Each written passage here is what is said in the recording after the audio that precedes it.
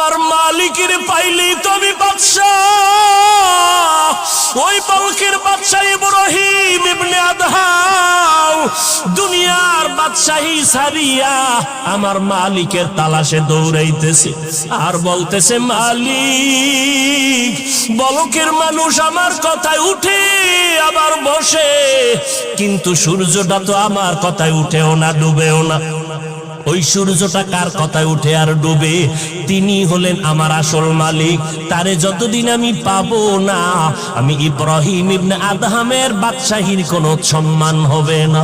এই বাদশাহ ইব্রাহিম রাজকীয় সব বিছানা ছাড়িয়া সেরা ফারা কম্বল গায়ে দিয়া সাগরের কিনারায় জঙ্গলে দৌড়ায় আর বলে, মালিক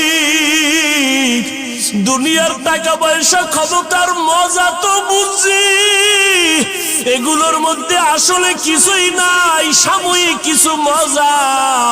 কিন্তু তোমারে যদি না নিয়ে কবরে যাই, তোমারে বন্ধু না বানাইয়া যদি কিয়ামতের দিন উঠি, তখন আমার কবর হবে জাহান্নামের গর্ত, আমার হাসরের ময়দান হবে ভয়ঙ্কর অবস্থা। ও আল্লাহ, আমি তোমার তালাশে পাগল হয়ে গেলাম। ইব্রাহিম ইবনে আদহাম জঙ্গলে জঙ্গলে দৌড়ায়, সাগরের কিনারায় দৌড়ায় আর মোহাব্বতে গান গায়, ও দয়ার মালিক তোমারে কই পাই, আমি তোমার জন্য পাগল পারা হয়ে গেলাম। একটা যুবক যুবতীর পরিচয় পাইয়া পাগলের মতো দৌড়ায়, বাবারে চায় না, মা চায় না, কয় আমার মোহাব্বতের মেয়েটাকে দরকার। একটা যুবক যদি যুবতীর জন্য মা বাবা ছাড়তে পারে, একটা যুবতী যদি যুবকের পাওয়ার জন্য মা বাপ ছাড়তে পারে, ওরে আল্লাহর যারা পাগল, আমার মালিকের যারা আশিক, ওরা কেন আমার আল্লাহর মোহব্বতে বাড়ি ছাড়তে পারে না, ঘর ছাড়তে পারবে না, দুনিয়া ছাড়তে পারবে না, ক্ষমতা ছাড়তে পারবে না? এটা বুঝানো বড় কঠিন। যারা এই রাস্তায় নাই তারা বুঝবে না রে বাবা। যেই বান্দা মিষ্টি খায় না সে মিষ্টির মজা বুঝবে না। যে আমার মাওলার পরিচয় যার অন্তরে নাই, ওই বান্দা মাওলার জন্য পাগলামি কি জিনিস বুঝবে না। ওই যে আল্লাহর মোহাব্বতের মজা পাইছে, ওই বান্দা সব সময় দৌড়ায় আর আমার মালিকের তালাশ করে, আর কলিজা বরিয়া বরিয়া আমার আল্লাহর মোহাব্বতের গান গায়। আমার দয়ার মাওলা রে,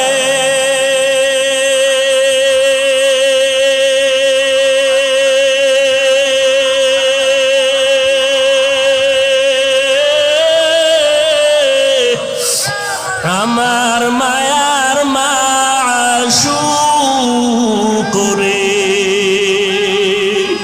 কোথায় গেলে পাইব তোমার ঠিকানা, কোথায় গেলে পাইব তোমার ঠিকানা।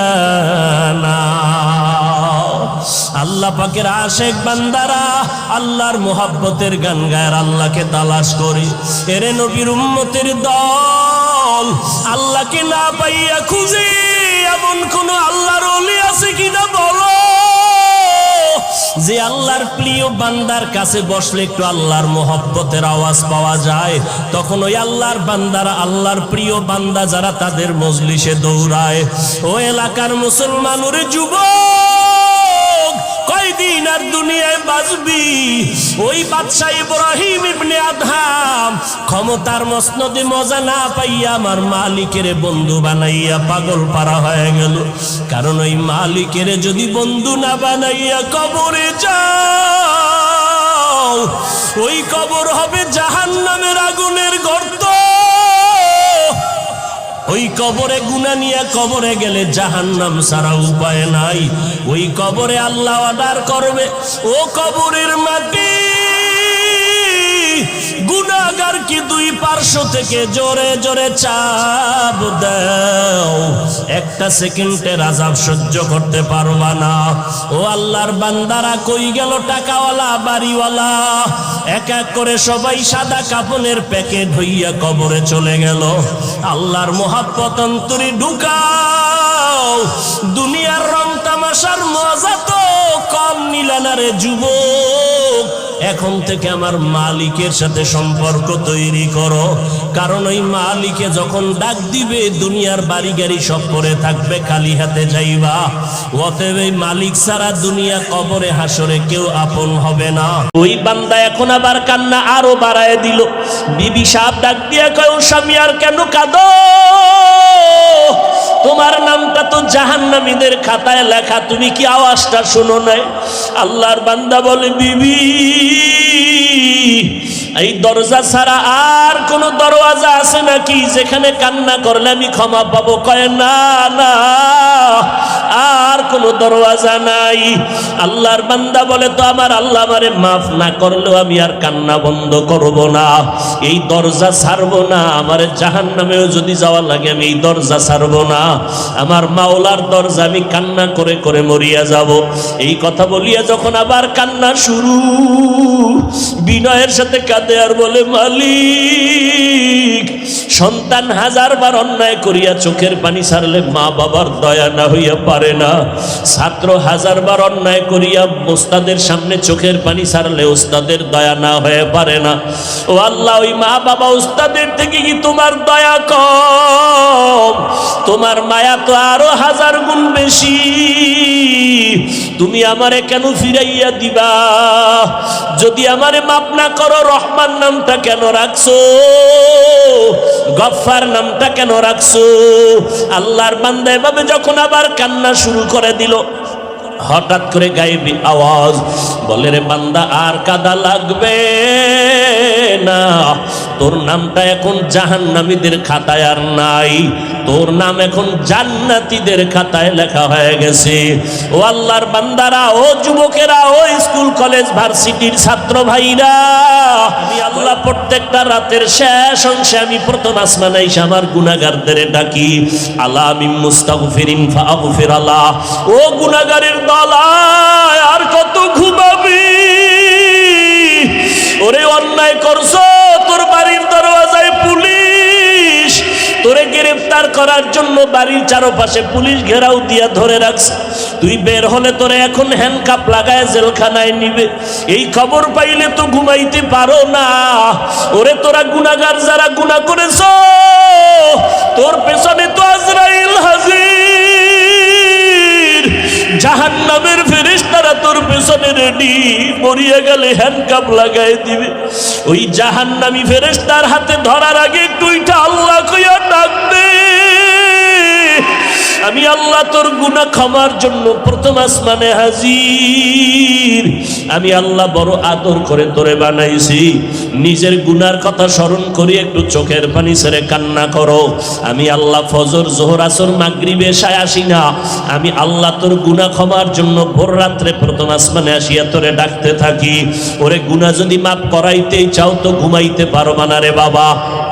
আল্লাহ বড় বড় বড় বড় গুনাহগার কেউ তো মাফ করে দিয়েছেন। সাহাবায়ে কেরাম জান্নাতের টিকিট পাইয়াও জীবনটা বিলাইয়া আমল করেছেন। আজকে এই মাওলানা কয় ওমরে ফারুক বন্ড কেন? বলে ওমর 20 রাকাত তারাবি চালু করেছে, ওমরেরটা মানি না। 20 রাকাত তারাবির কারণে ওমর বেদাতি হয়ে গেছে। ভাইরা আমার, অথচ কে সে ওমর? পয়গম্বরের সাহাবী ওমর, কত বড় দামি। সব আম্বিয়া কেরাম আমার আল্লাহ পাকের আশিক। মুসা নবী আল্লাহর আশিক, ঈসা নবী আল্লাহর আশিক, ইব্রাহিম নবী আল্লাহর আশিক। আপনাদের জানা থাকলে একটু বলবেন, আমার আল্লাহ কার আশিক? জানা নেই? সমস্ত নবী পয়গম্বর আমার আল্লাহর আশিক, আর আমার আল্লাহ নিজে হলেন আমার নবী, মায়ার নবী মুহাম্মদের আশিক। ঠিক তেমনি ভাবে সমস্ত সাহাবায়ে কেরাম মুহাম্মদের আশিক। আবু বকর নবীজির আশিক, উসমান মুহাম্মদের আশিক, হযরত আলী মুহাম্মদের আশিক, সব সাহাবায়ে কেরাম মুহাম্মদের আশিক। মুহাম্মদ নিজে হলেন ওমরে ফারুকের আশিক। আল্লাহ ওমরের উপরে খুশি হইয়া কোরআনে কারণে আয়াত নাজিল করেছেন। বাইতুল্লাহ তাওয়াফ করার পরে ওয়াজিব হলো 2 রাকাত নামাজ পড়বে। নামাজ তাওয়াফ করলেন নবী, সাহাবায়ে কেরাম 2 রাকাত নামাজ কোথায় পড়বেন? হজরে আসওয়াদের কাছে, নাকি বাইতুল্লাহর দরজার কিনারায়, নাকি জমজম পানির নিকটে? ওমর বলে, পয়গম্বর, আমার অন্তরের ধারণা বা পরামর্শ, ইব্রাহিম নবী যেই পাথরে দাঁড়াইয়া বাইতুল্লাহ নির্মাণ করেছেন, ওই পাথরে মাকাম ইব্রাহিম নামে পাথরটা আজও আছে। আমার ধারণা বা পরামর্শ, মাকাম ইব্রাহিমের পেছনে নামাজ পড়বেন। নবী বলে, ওমর, শুনলাম সিদ্ধান্ত আসবে পয়গম্বরের দরবারে, আল্লাহর দরবার থেকে। জিবরাইল আমিন আইসা কয়, ও পয়গম্বর, আল্লাহ জানাইছেন ওমরের পরামর্শ আল্লাহ মেনে নিয়েছেন, আপনাকেও মানতে বলেছি। কি উডেন কেন? মোনাজাত দিয়ে দেবো কি? ঔষধে খুব কষ্ট হইতেছে না? ভাইরা আমার, সাহাবায়ে কেরাম জান্নাতের সুসংবাদ পাওয়ার পরও তাদের হালাত, ইবাদত আরো বাড়ায় দিলেন, আমল বাড়ায় দিলেন। মায়ার নবী বলেন, আমি রাতের বেলা হঠাৎ কানের মধ্যে আওয়াজ, কান্না আসতেছে, কান্নার আওয়াজ। খুঁজতে গিয়ে দেখলাম আবু বকর নামাজে দাঁড়ায় দাঁড়ায় কান্না করেন রাতের গভীরে। নামাজ আনতে নবী বললেন, আবু বকর নামাজে কেন কাঁদলেন? বলে, আল্লাহর আদালতে দাঁড়াইয়া হিসাব দেওয়ার ভয় কান্না করেছি। বলে, আপনার নামে না জান্নাতের টিকিট ওকে করা আছে, আবার কেন ভয়? আবু বকর বলে, নবী আপনি বুঝেন না, জানেন না, যে আল্লাহ টিকিট দিছেন ওই আল্লাহ না জানি কোনো অপরাধ হলে টিকিট ক্যান্সেল করে দিতে পারেন। অন্তরে ভয়। আবু বকর বলে, নবী কোরআন শরীফের একটা আয়াত আমাকে আজকে বারবার কান্না করাইলো। ইন্নাল্লাহা আশতারা মিনাল মুমিনিনা আনফুসাহুম ওয়া আমওয়ালাহুম বিআন্না লাহুমুল জান্নাহ। আল্লাহ বলে, আমি মুমিনের জান মাল কিনে নিয়েছি, বিনিময়ে মুমিনের জান্নাত দিয়েছি। নবীকে এটা তো খুশির খবর, আবার কাদার কি আছে? আল্লাহ মুমিনের জান মাল কিনে নিয়েছেন, বিনিময়ে মুমিনের জান্নাত দিয়েছে। আবু বকর বলে, নবী কান্নার কারণ, আমি একটা কাপড়ের দোকান দেই, আমি ব্যবসা করি, কাপড়ের ব্যবসা। আজকে সকালবেলা একজন আম্মা জানাচ্ছেন আমার দোকানে, বহুদিন আগে একটা কাপড় নিয়েছিলেন, আজকে ফেরত দিয়া চলে গেলেন, টাকা নিয়ে গেলেন। আমি জিজ্ঞাসা করেছিলাম, আম্মা জান আমার দোকান থেকে কাপড় নিয়ে গেলেন, আবার ফিরাইয়া দিলেন কেন? মহিলা এক কথায় বলে দিল, আবু বকর তোমার দোকানের কাপড় আমার পছন্দ হয় নাই, ওই সময় ফেরত দিতে চেয়েছিলাম, ব্যস্ততার কারণে পারি না, আজকে দিয়ে গেলাম। আবু বকর বলে, নবী হাসরের ময়দানের বয়ান তো আপনি করেছেন আর কাঁদছেন, আমিও কান্না করেছি। হাসরের ময়দান নাকি অনেক ভয়ঙ্কর হবে। বলে, হ্যাঁ আপনিই তো বয়ান করে বলেছেন, এই জমিনের মধ্যে হাসরের মাঠ কায়েম হয়ে যাবে। আল্লাহ পাক কাহ্হারিয়াত নামের আওয়াজ দিবেন, লিমানিল মুলকুল ইয়াউম লিল্লাহিল ওয়াহিদিল কাহ্হার। আল্লাহ পাকের ওই বিকট আওয়াজে হাসরের ময়দানটা থরথর করে কেঁপে উঠবে। ওই সময় সূর্যটা মাথার উপরে আসবে। আল্লাহ বলবেন, সূর্য তোর যত মুখ আছে নিচে কর, তাপমাত্রা জমিনের মধ্যে ছেড়ে দে। সূর্যের এমন গরম তাপ শুরু হয়ে যাবে, সূর্যের গরমে জমিন, মাটির জমিন তামা হয়ে যাবে। মানুষগুলো সব উলঙ্গ দাঁড়াবে। ওদিকে জাহান্নামের আওয়াজ, জাহান্নাম চিৎকার দিয়া বলবে, ও দয়ার মালিক, গুনাহগার গুলো কই? আমার পেটে দাও, আমার পেটে ক্ষুধা, গুনাহগার গুলো, বেনামাজি গুলো দিয়া দাও, নবীর সুন্নাত জবাই করনেওয়ালা গুলো আমার পেটের মধ্যে দাও। এমত অবস্থায় নবী আপনিই বলেছেন, এত কঠিন হালাত যখন শুরু হয়ে যাবে, সমস্ত মানুষগুলো কান্না করতে থাকবে। এমনকি নবীদের কোনো গুনাহ নাই, সেই নবীরা পর্যন্ত নাফসি নাফসি নাফসি বলে কাঁদবেন। মুসা নবী কাঁদবেন, আল্লাহ আমাকে বাঁচাও, উম্মতের কথা কোনো নবীর আর মনে থাকবে না। ঈসা নবী কাঁদবেন, আল্লাহ আমারে বাঁচাও। ইব্রাহিম নবী কাঁদবেন আর বলবেন, আল্লাহ আমারে বাঁচাও, আমি এই জাহান্নামের চিৎকার সহ্য করতে পারি না। এরে নবী, আপনার কথাই শুনলাম। ওই সময় যদি আমি আবু বকরকে আসামির কাঠগড়ায় দাঁড়াইয়া আল্লাহ যদি বলে, আবু বকর আমি তোমার জানমাল নিয়ে জান্নাত দিয়েছি, বলো ওই জান্নাতের জন্য কি আমল নিয়ে আসছো বলো। আমি যদি বলি, আল্লাহ ওই জান্নাতের মোহাব্বতে আপনার জন্য আমি নেক আমল, কোরআন তেলাওয়াত, জিকির, কোরআন তেলাওয়াত, নামাজ নিয়ে আসছি, আল্লাহ না করুন যদি আল্লাহ বলিয়াই ফালায়, ও আবু বকর তোমার আমলগুলো তুমি ফিরাইয়া নাও, জানমাল নিয়ে তুমি জাহান্নামে যাও, আমার জান্নাত ফিরাইয়া দাও। যদি বলি, আল্লাহ জান্নাতটা কেন ফিরাইয়া, জানমাল ফিরাইয়া দিতে চান। আল্লাহ যদি বলে, আবু বকর তুমি যেই নামাজ পড়েছো, যেই তেলাওয়াত করেছো, আমি আল্লাহর কাছে তোমার তেলাওয়াত পছন্দ হয় নাই। যেইভাবে সেজদা দিলে আমি খুশি হইতাম, তুমি ওইভাবে সেজদা দিতে পারো নাই। যেইভাবে জিকির করলে আমি মাওলা খুশি হয়ে যাইতাম, ওইভাবে জিকির করতে পারো নাই। তোমার কোনো আমল আমার পছন্দ হয় নাই। যাও, তোমার জান মাল নিয়ে জাহান্নামে যাও। ও নবী বলেন, ওই সময় তো আর কেউ আমার সুপারিশ করবে না, আমার আপন বলতে কেউ থাকবে না। জাহান্নামের হ্যান্ডকাপ আমার হাতে যখন লাগাইয়া জাহান্নামের দিকে টেনে টেনে নিয়ে যাবে, তখন আমার কি উপায় হবে? এই মোরাকাবার হালাতে এসে আমি চোখের পানি ধরে রাখতে পারি না।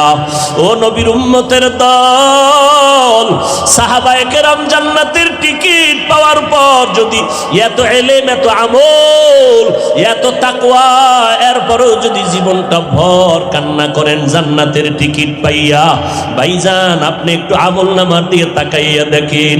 আজকে আমি হাফিজুর রহমান বক্তা হইয়া ফেনীর স্টেজে বয়ান করি। আসলে আমার গুনার খবর যদি এলাকার মানুষ জানতো, কেউ আমার চেয়ারে বসাইতো না। আপনি আপনার গুনার দিয়ে তাকাইয়া দেখেন কি পরিমাণ জীবনে অপরাধ করেছেন। মা জানে না, বাবায় জানে না, ভাই বোনেরা জানে না। আমার গুনার খবর আমার মা বাবা জানলে কেউ সম্মান করতো না। আমার স্ত্রী আমাকে স্বামী বলে পরিচয় দিত না। আমার সন্তান আমার অন্যায়ের খবর জানতে পারলে আমাকে বাবা বলে ডাকতো না। আল্লাহ বলে, রে গোলাম, আমি জানার পর একবারের জন্য রাগ করে পানিও বন্ধ করি নাই, বাতাস বন্ধ করি নাই, খানাও বন্ধ করি নাই, বরং আমি আল্লাহ তোরে এত আদর করিয়া বানাইছি, এমন একটা রাত্র নাই যে তোরে আমি ক্ষমার ঘোষণা নিয়ে প্রথম আসমানে আসি না। আমি আল্লাহ প্রত্যেকটা রাতের শেষ অংশে আমি প্রথম আসমানে এসে আমার গুনাহগারদের ডাকি, আলা মিন মুস্তাগফিরিন ফাগফির আলা। ও গুনাহগারের দল, আর কত ঘুমাবি? ওরে অন্যায় করছো, তোর বাড়ির দরওয়াজায় পুলিশ তোরে গ্রেফতার করার জন্য বাড়ির চারপাশে পুলিশ ঘেরাও দিয়া ধরে রাখছে। তুই বের হলে তোরে এখন হ্যান্ডকাপ লাগায় জেলখানায় নিবে। এই খবর পাইলে তো ঘুমাইতে পারো না। ওরে তোরা গুনাহগার যারা গুনাহ করেছ, তোর পেছনে তো আজরাইল হাজির, জাহান্নামের ফেরেশতারা তোর পেছনে রেডি, মরিয়া গেলে হ্যান্ডকাপ লাগাই দিবে। ওই জাহান্নামী ফেরেশতার হাতে ধরার আগে তুইটা আল্লাহ কইয়া ডাকবে, আমি আল্লাহ তোর গুনাহ ক্ষমার জন্য প্রথম আসমানে হাজির। আমি আল্লাহ বড় আদর করে তোরে বানাইছি। নিজের গুনার কথা স্মরণ করি একটু চোখের পানি ছেড়ে কান্না করো।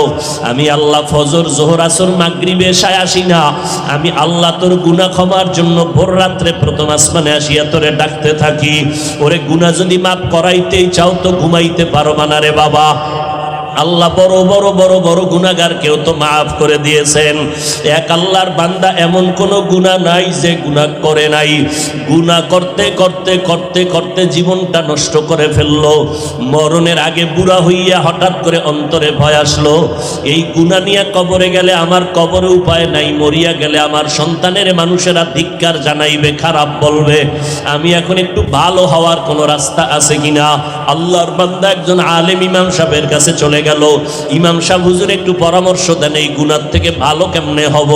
বলে আমার আল্লাহ ভোর রাত্রে প্রথম আসমানে আসেন, ওই সময় লাইনটা বড় ক্লিয়ার থাকে, ওই সময় ঘরের মানুষও ঘুমায়, আসমান ঠান্ডা, জমিন ঠান্ডা, গাছের পশু পাখিরাও ঘুমায়, জঙ্গলের প্রাণীরাও ঘুমায়, নদীর মাছগুলো ঘুমায় থাকে।